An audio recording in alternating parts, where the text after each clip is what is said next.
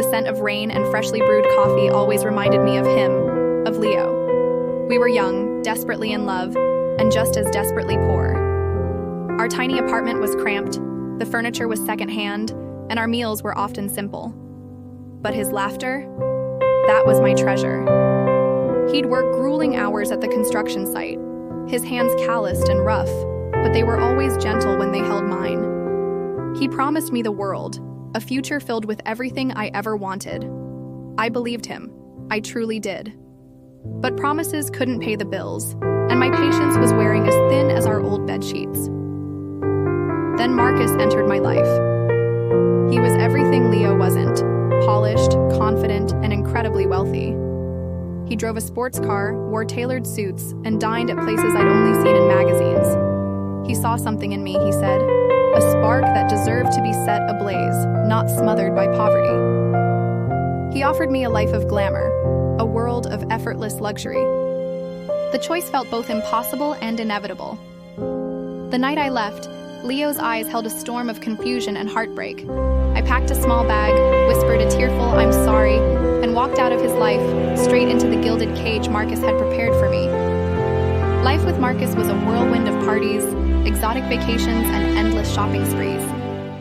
I had a walk-in closet filled with designer clothes and a jewelry box that sparkled with diamonds. I told myself I was happy. I repeated it like a mantra every morning as I looked at my reflection in the gold-framed mirror. But at night, when the champagne wore off and the silence of our massive mansion became deafening, I'd think of Leo. I'd wonder if he was okay, if he ever thought of me. I pushed the thoughts away, telling myself I'd made the right choice. Regret was a luxury I couldn't afford. Years melted away. I turned 30, then 35. The initial excitement of my new life had long since faded, replaced by a quiet, gnawing emptiness. Marcus was often away on business, and when he was home, he was distant, more interested in his stock portfolio than in me. The grand parties felt hollow, the sparkling jewels cold against my skin. I was a beautiful object in a beautiful house, admired but not truly seen, cherished but not truly loved.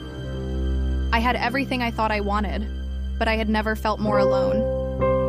The ghost of Leo's simple, genuine love haunted my lonely days and sleepless nights. One rainy afternoon, the kind that always reminded me of him, the doorbell chimed. I wasn't expecting anyone. Marcus was in another country and the staff handled all deliveries. Annoyed, I went to the door myself, swinging it open with an impatient sigh. And then, my world stopped.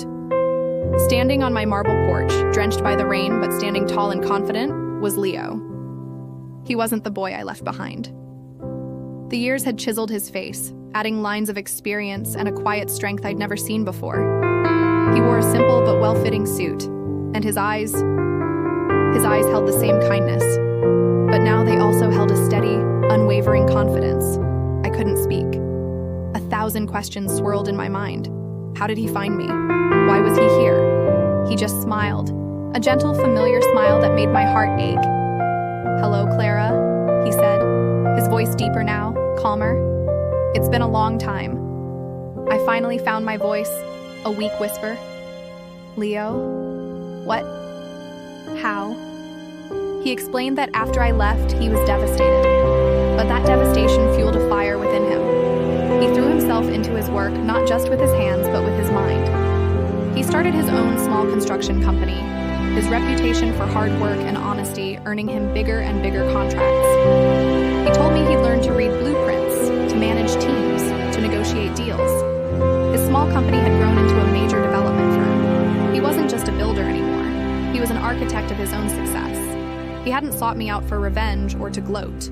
He was in the neighborhood for a business meeting and saw my name on the gate. Curiosity, he said, had gotten the better of him. He just wanted to see if I was happy. His simple question hung in the air between us, more powerful than any accusation. Was I happy? The tears I had suppressed for years finally broke free. In that moment, standing in my lavish but empty home, I saw the truth with painful clarity. I had traded authentic love for a glittering illusion. I had abandoned a man who would have built a kingdom for me, for a man who had simply bought me a place in his. Leo didn't ask for anything. He simply looked at me, his gaze filled with a sad understanding. He told me he was happy now, that he had a family, a wife, and 2 kids who were his world. He had built the life he once promised me, but with someone else. As he turned to leave, he said something I'll never forget. "I hope you find what you were looking for, Clara. True wealth isn't what you own, it's what you can't bear to lose." Watching him walk away, back into the rain that had brought him to my door, I finally understood. The sports cars, the diamonds, the mansion, they were just things. They couldn't fill the void left by a love I had so carelessly thrown away. That day, Leo didn't knock on my door to reclaim me. He knocked to set me free.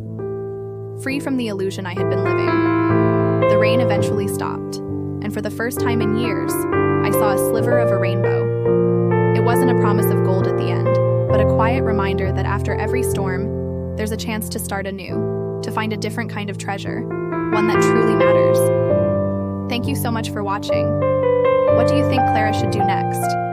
Let me know in the comments below. And if you enjoyed this story, don't forget to like, subscribe, and hit that notification bell so you won't miss our next video. See you next time.